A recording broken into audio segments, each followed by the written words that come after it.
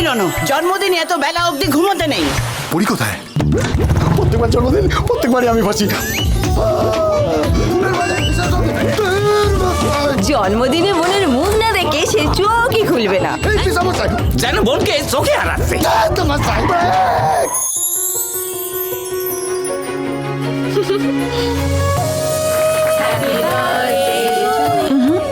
আগে মা বাবা। আমার মা বাবা সবই তো তুই। রণ, পরির বিয়ের পর তোর কি হবে? আদরের বোন 8ই নভেম্বর থেকে প্রতিদিন সন্ধে 6টায় সান বাংলায়। তুমি আমাকে জিজ্ঞাসা করছিলে না আমি তোমাকে বিশ্বাস করি কিনা?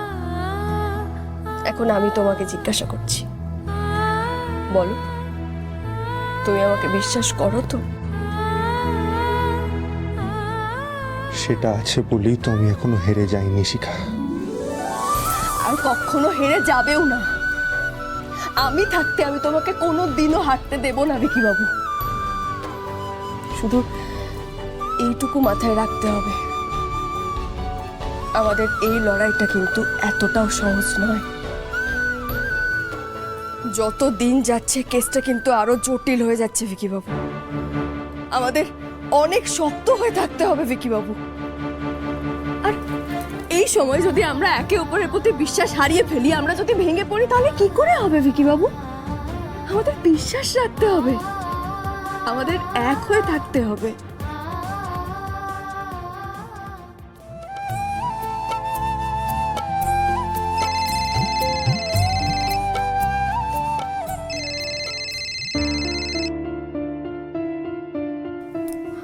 Hello sir.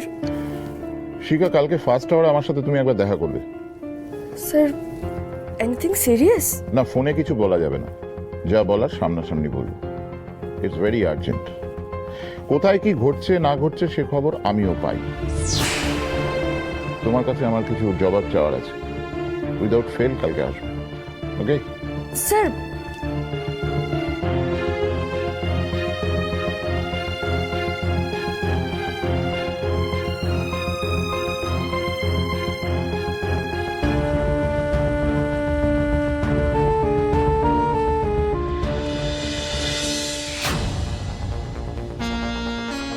হ্যালো,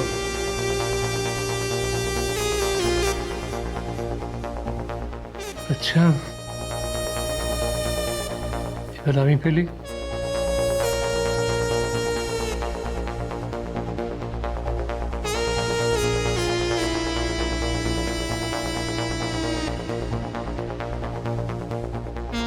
আমি কিং ফেললাম, তাও আমি হেরে গেলাম। নাও না, তাসের খেলায় টেক্কা যার কাছে থাকবে সেই হচ্ছে আসল রাজা, কিং। আচ্ছা ড্যাড, বলছি যে এই প্রবাল রায় আর সুদর্শন চক্রবর্তীকে শেষ করার খেলায় তোমার টেক্কাকে? কেন, তুমি তোমার টেক্কা। এমন একটা টেক্কা যে যখন তখন খেলাটা ঘুরিয়ে দিতে পারে। ড্যাড, আমাদের শত্রুরাও কিন্তু নিজেদের মতন করে খেলা ঘোরানোর চেষ্টা করছে। কে? কে আবার? সুদর্শন চক্রবর্তী। কি করেছে সুদর্শন? সুদর্শন চক্রবর্তী আজ প্রবাল রায়ের বাড়ি গেছিল ওর সাথে দেখা করতে। কি বলছো তুমি? হ্যাঁ ড্যাড। তার মানে পুরনো বন্ধুত্বটা আবার ঝালিয়ে নিতে চাইছে। বন্ধুর থেকে শত্রু হয়েছিল, আবার শত্রু থেকে বন্ধু হতে চাইছে। হ্যাঁ ড্যাড। সাথে তোমার কথাও বলতে গেছিল। তুমি যে ফিরে এসেছো, ওকে ফুল চিঠি সব দিয়ে ভয় দেখাচ্ছ, এসব বলতে গেছিল আর কি। তার মানে তো ভয় পেয়েছে, ভয়টাকে ভাগ করে নিতে চাইছে। একটা সময় যৌথভাবে করা পাপের শাস্তি একা কেন ভোগ করবে? ওরা জানে না যে ওদের দুজনকেই শেষ করতে এসেছি আমরা। সে তো আছেই ড্যাড, সাথে সুদর্শন চক্রবর্তী এটা চাইছে যে ওর ছেলে বেঁচে যাক, আর সব দায় তোমার ঘাড়ে চলে যাক, যাতে প্রবাল রায়ের নজর বিক্রমের দিক থেকে ঘুরে তোমার দিকে চলে আসে। আমার কথা শুনে প্রবাল কিছু বলেনি, ভয় পায়নি অতীতের কথা ভেবে? অন্য সময় হলে পেতো, কিন্তু এখন তোর মাথায় এখন বদলার আগুন চলছে। তাছাড়া আমি একদম কারেক্ট টাইমে স্পটে ছিলাম, তাই আমি ওর উদ্দেশ্যটা সফল হতে দিইনি। দেখ, তুমি ছিলে মানে? তুমি কি তখন প্রবাল রায়ের বাড়িতে ছিলে? হ্যাঁ, মানে সুদর্শন চক্রবর্তী যদি দেখে ফেলতো তাহলে? অত কাঁচা কাজ করি না ঠিক, ওইখানে ছিলাম ঠিকই, কিন্তু সুদর্শন চক্রবর্তী আমাকে দেখতে পাইনি। আর দেখলেই বা কি হতো? কি হতো? আমি তো প্রবাল রায়ের কেস হ্যান্ডেল করতে গেছি, সেই সূত্রে এখানে গেছি। কি হয়েছে? যেতে পারি না? আচ্ছা, আলটিমেটলি কি হলো? কি আর হবে? সুদর্শন চক্রবর্তী নানানভাবে প্রবাল রায়কে বোঝানোর চেষ্টা করছিল যে যা হচ্ছে তুমি করছো, এই আর কি। কিন্তু আমরা তো এখনো প্রবাল রায়কে ভয় দেখানোর জন্য কিচ্ছু করিনি রায়, তাই ও বিশ্বাসও করেনি। আমিও প্রবাল রায়কে বুঝিয়ে দিয়েছি যে সব যা কিছু হচ্ছে নিজের ছেলেকে বাঁচানোর সুদর্শন চক্রবর্তীর একটা চাল। Great job Rehan. Dad, great তখনই হবে যখন এই কেসটা সিআইডির হাতে চলে আসবে। সেটা কি সম্ভব? Nothing is impossible, Tina, nothing is impossible. Already কথা চলছে কেসটা পুলিশের হাত থেকে আমার হাতে ট্রান্সফার করে দেওয়ার। আর একবার ট্রান্সফার হলে বিক্রমের জেলটা তো নিশ্চিত। একদম ঠিক ড্যাড।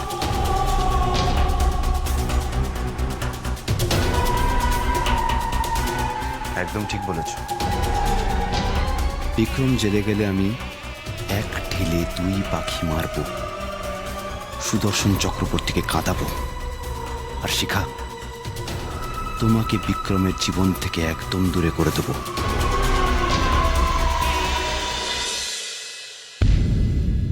আসবো স্যার?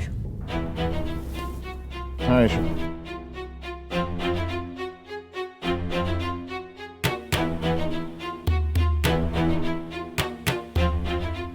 বস।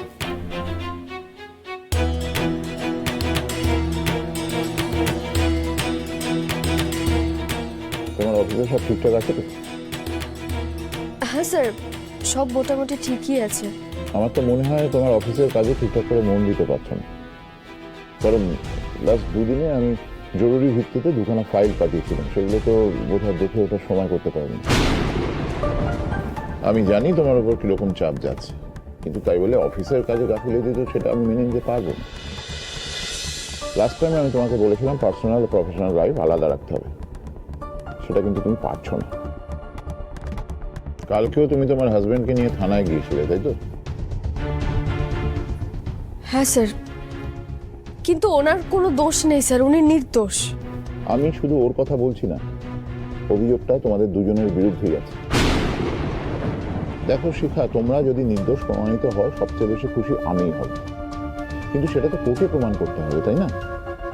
এবার আর আমি আগের মতন তোমাকে সাসপেন্ড করবো না, তাতে এবার আমাদের ডিপার্টমেন্টের বদনাম হবে, কিন্তু হাতে হাত রেখেও আমি বসে থাকবো না।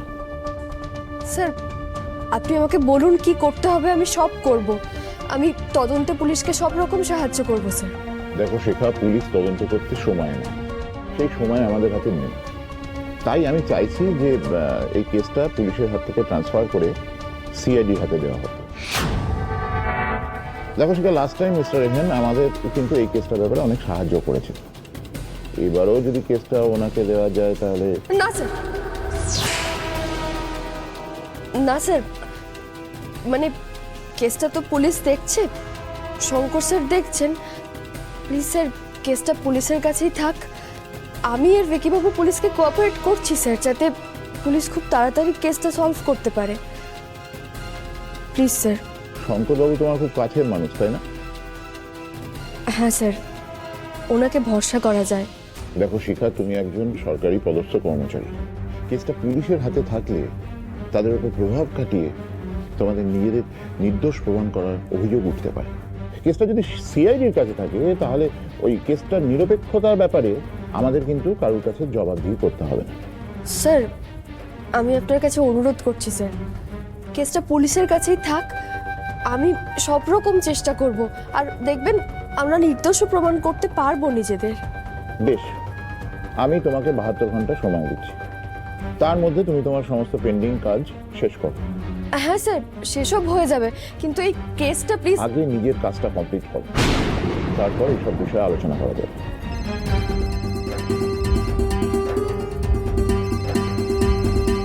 You may go now. Hello.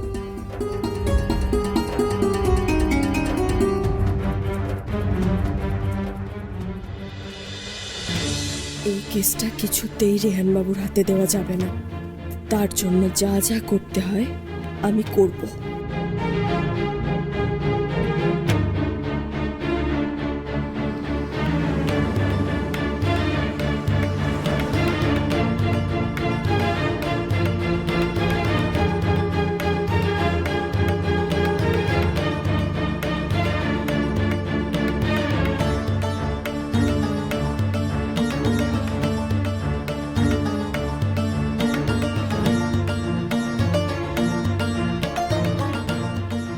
শিখা, সব ঠিক আছে তো?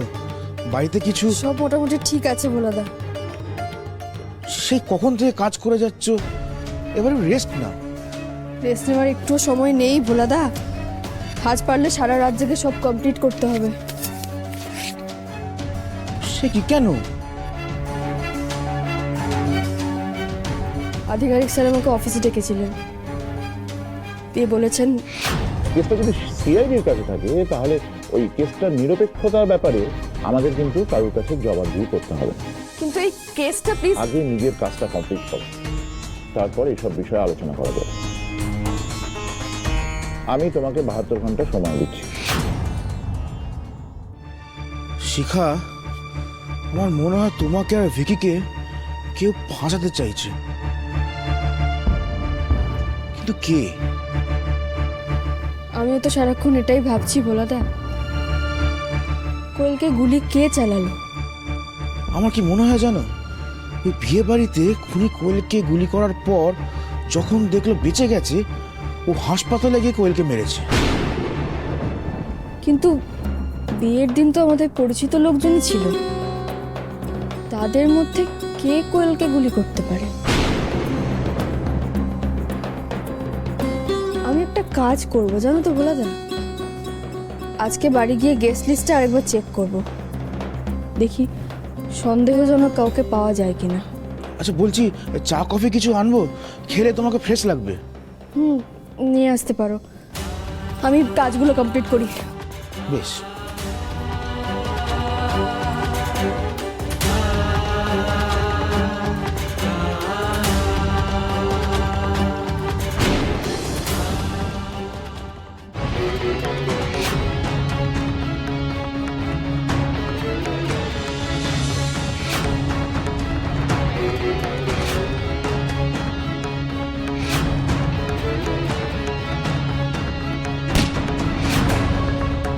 আমার কি মনে হয় জানো, ওই বিয়ে বাড়িতে খুনি কোয়েলকে গুলি করার পর যখন দেখলো বেঁচে গেছে, ও হাসপাতালে গিয়ে কোয়েলকে মেরেছে। খুনি কে? সবাই তো আমাদের চেনা জানা লোকই ছিল, তাদের মধ্যে কে আমাদের ক্ষতি চায়? দেখো তো এই গুলির ফোনটা খুঁজে পাওয়া যায় কিনা। যদি ওটা পাওয়া যায় তাহলে কিন্তু আমাদের কেসটা সলভ করতে অনেক সুবিধা হবে। আমরা খুনিকে খুব সহজে ধরতে পারবো। শঙ্কর স্যার কি জানতে পারলেন পিস্তলের মালিককে? জানতে পারলে আসল খুনিকে খুব তাড়াতাড়ি খুঁজে বের করা যাবে, আর তখন ভিকি বাবুও নির্দোষ প্রমাণিত হবে। শঙ্কর স্যারকে একটা ফোন করে দেখি।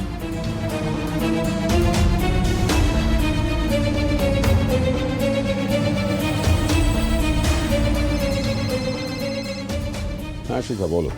স্যার, আপনি কি জানতে পারলেন গুলিটা কোন পিস্তল থেকে চলেছিল? না শিখা।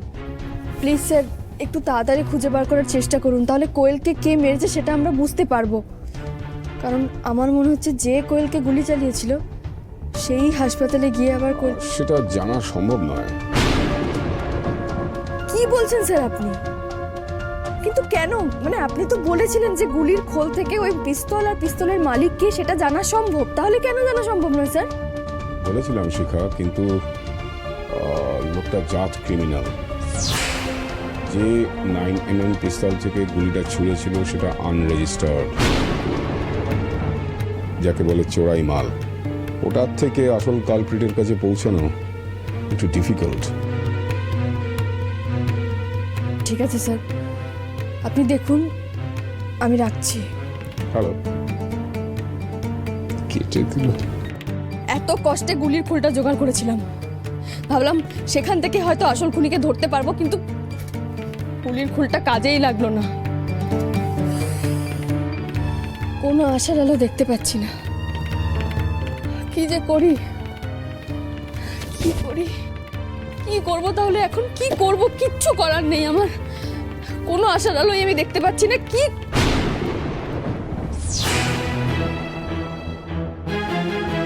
কোয়েলকে যে গুলি চালিয়েছিল সে গেস্টদের মধ্যেই একজন, কারণ গেস্ট ছাড়া আমাদের বিয়েতে কেউ আসেনি। এত সহজে আমি হার মানব না। ভিকি বাবুর যে ক্ষতি করার চেষ্টা করেছে সে পাতালে থাকলেও তাকে আমি ঠিক খুঁজে বার করব। কি ব্যাপার? আমাকে ফোনে তো বললেন খুব জরুরি দরকার। একটা অভিযোগ আছে আর একটা রিকোয়েস্ট আছে।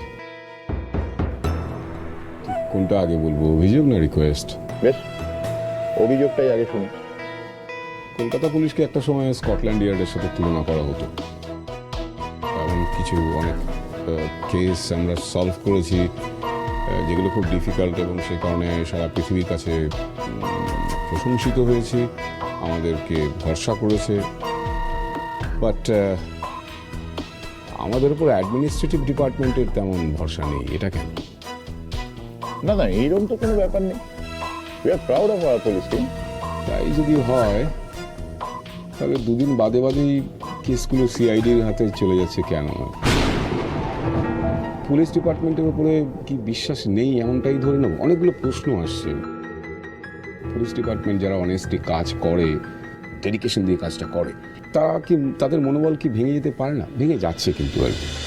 এরপর থেকে কোনো কেস যদি হাতে আসে তখন কিন্তু আর কাজ করবার উৎসাহ থাকবে না। মানে জাস্ট এটা মনে হবে যে কি লাভ কাজটা করে আর কি। তাদের ধারণা তো এই কেসটা কদিন বাদে আবার সিআইডি হাতে চলে যাবে। সো ওকে, বুঝলাম। এবার আপনার রিকোয়েস্টটা শুনি। রিকোয়েস্টটা হলো যে স্যার, কেসটা আমাদের হ্যান্ডেল করতে দিন। আমি আপনাকে কথা দিচ্ছি, আসল অপরাধীকে খুঁজে বার করবই। এখনো পর্যন্ত আপনাদের ইনভেস্টিগেশনে কি বেরিয়েছে স্যার?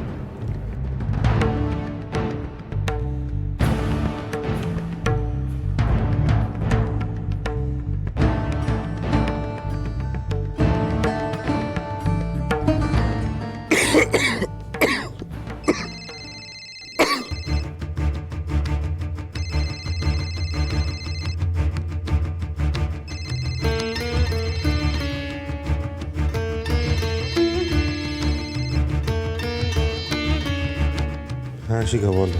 ভিকি বাবু, তোমার কাছে বিয়ের গেস্ট লিস্টটা আছে? হ্যাঁ আছে, বোধহয় আছে। তুমি পাঠাবে লিস্টটা প্লিজ? কেন বলো তো, মানে হঠাৎ গেস্ট লিস্ট নিয়ে কী করবে এখন? একটু দরকার আছে, পাঠাও না। আচ্ছা ঠিক আছে, পাঠিয়ে দিচ্ছি। দেখো ভিকি বাবু, সেদিন আমাদের বিয়েতে গেস্ট ছাড়া বাইরের কেউ ছিল না। তার মানে অতিথির আড়ালে কোনো এক শত্রু লুকিয়েছিল। না না শিখা, সেটা কি করে সম্ভব? দেখো, যারা যারা এসেছিল বিয়েতে তারা তো প্রত্যেকেই আমাদের খুব পরিচিত, দীর্ঘদিনের বন্ধু বান্ধব, আত্মীয় স্বজন। সরি, তাই আমার মনে হয় না ওরা। ভিকি বাবু, সাধারণত আত্মীয় বন্ধু বান্ধবরাই তো আমাদের সবচেয়ে বড় ক্ষতি করার চেষ্টা করে। নন্দদুলাল প্রবাল আঙ্কেল তার সবচেয়ে বড় এক্সাম্পল। দেখো, কোয়েলকে গুলি করেছিল সেটা আমাদের খুব তাড়াতাড়ি খুঁজে বের করতে হবে ভিকি বাবু, নাহলে নাহলে আজ যে কোয়েলকে খুন করেছে কাল সে অন্য কারো ক্ষতি করতে পারে, সেটা কিছুতেই হতে দেওয়া যায় না, কিছুতেই না। আর তোমাকেও তো নির্দোষ প্রমাণ করতে হবে, বলো।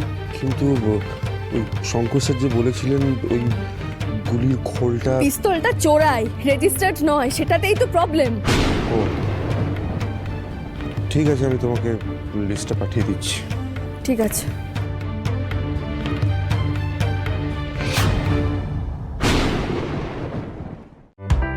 অফারটি শুধুমাত্র ভারত ও বাংলাদেশের দর্শকদের জন্য প্রযোজ্য।